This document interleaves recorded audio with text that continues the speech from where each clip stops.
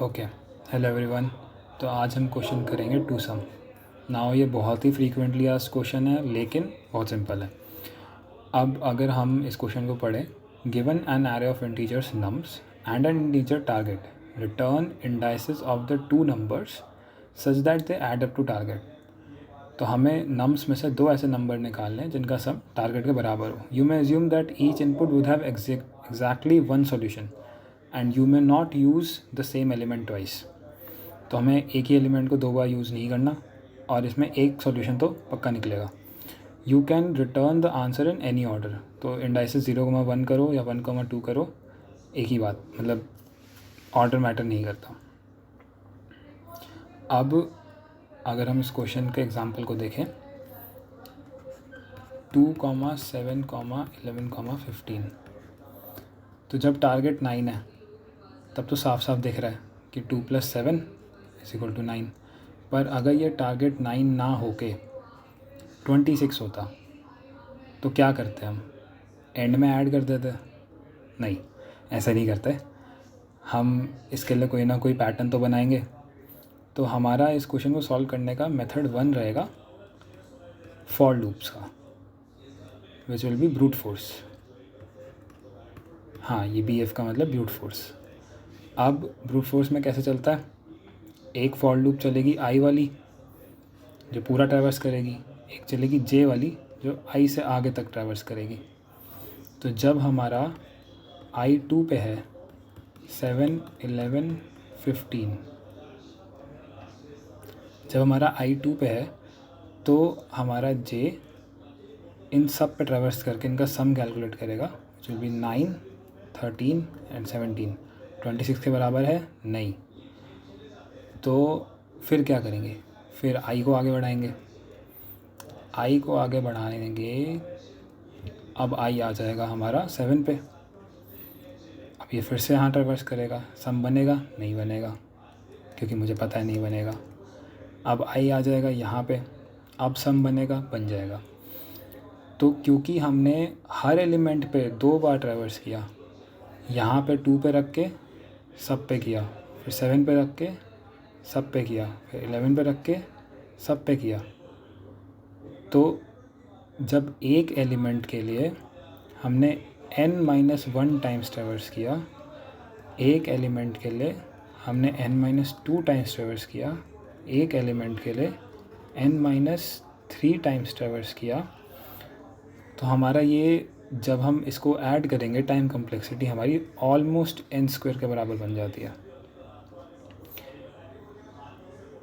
ठीक है, ये सॉल्यूशन भी चल जाएगा, लेकिन हम अगले सॉल्यूशन की बात करते हैं जो इससे थोड़ा बेटर है।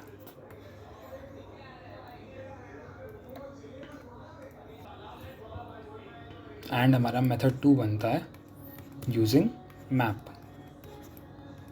अब मैप को कैसे यूज़ करेंगे? तो हमारे पास एक एरे है 2,7,11,15, राइट। हम एक मैप मेंटेन करेंगे जिसमें हम प्रीवियस एलिमेंट्स के इंडेक्सेस स्टोर करेंगे। तो जब I 2 पे है तो ये इंडेक्स हमारा 0, 1, 2 एंड 3 बनते हैं। I 2 पे है, इसके पहले कुछ है? नहीं है। तो क्या हमें स्टोर करना है? नहीं। चेक करेंगे क्या टारगेट -2 हमारे पास मैप में एग्जिस्ट करता है? मैप तो फ़िलहाल खाली है, नहीं करेगा। तो हम आगे बढ़ जाएंगे, लेकिन 2 को इसमें ऐड कर देंगे, तो 2 विल बी ऑन इंडेक्स 0। अब I यहाँ आ गया, अब चेक करेंगे टारगेट -7, टारगेट हमारा 26 का है, 26 - 7 विल बी 19। क्या 19 एग्जिस्ट करता है? नहीं करता। आगे बढ़ जाएंगे एंड 7 को इसमें ऐड कर देंगे, 7 इज़ ऑन 1, याद रखने के लिए। अब टारगेट -11, 26 - 11 = 15। क्या 15 हमारे मैप में है? मैप में तो नहीं है, तो यहाँ भी नहीं मिला, यहाँ भी नहीं मिला था। हम 11 को ऐड कर देंगे, 11 इज़ ऑन इंडेक्स 2। अब नेक्स्ट पे जाएगा I, टारगेट -15 यानी 26 - 15 विल गिव अस 11। ये हमारे मैप में है, ये देखो ये रहा। तो हमें क्या मिला, हमें ये मिल गया कि हम i = 3 पे थे एंड हमें मैप में से 11 का इंडेक्स मिलेगा 2। तो हमारा आंसर हो जाएगा 3,2।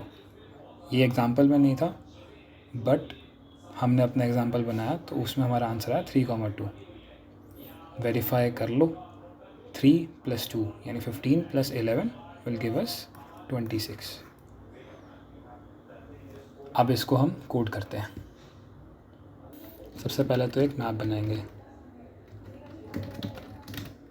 Unordered map of int, int। इसको भी नाम दे देंगे map. It will store element to index mapping. अब एक फॉर लूप चलाएंगे जो हमारे 0 से लेके nums.size तक चलेगा।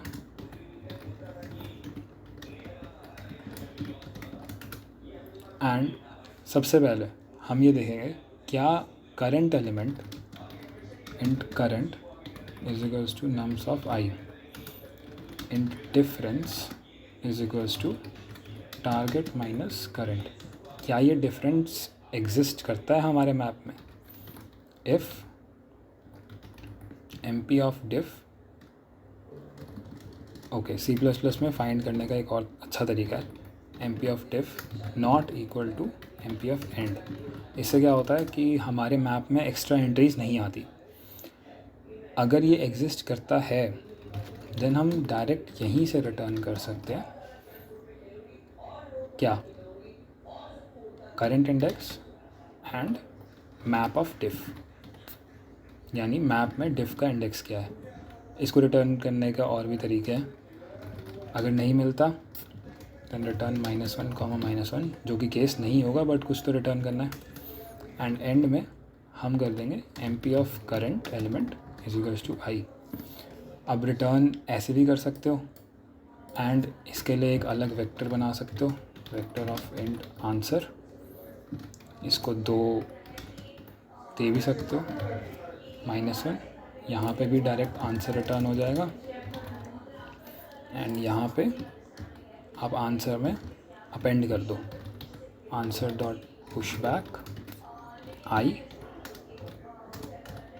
answer.pushback mp of diff and return answer. या फिर ये दो रिटर्न्स अजीब हैं, जस्ट यहाँ पे ब्रेक लगा दो, it will return the answer. तो चाहे ना मिले या मिल जाए, आंसर एक ही जगह से रिटर्न होगा एंड हमें सॉल्यूशन मिल जाएगा। Let's try this. Okay, wrong answer. क्यों? क्योंकि हमने 2 बार अपेंड कर दिया, एक तो स्टार्टिंग में ही बनाया था और एक वैसे भी। तो इसको क्या करना है, answer of 0 = I, answer of 1 = mp of diff। आप ट्राई करते हैं। एक्सेप्टेड, सबमिट करके देखते हैं। Done. Thank you for watching.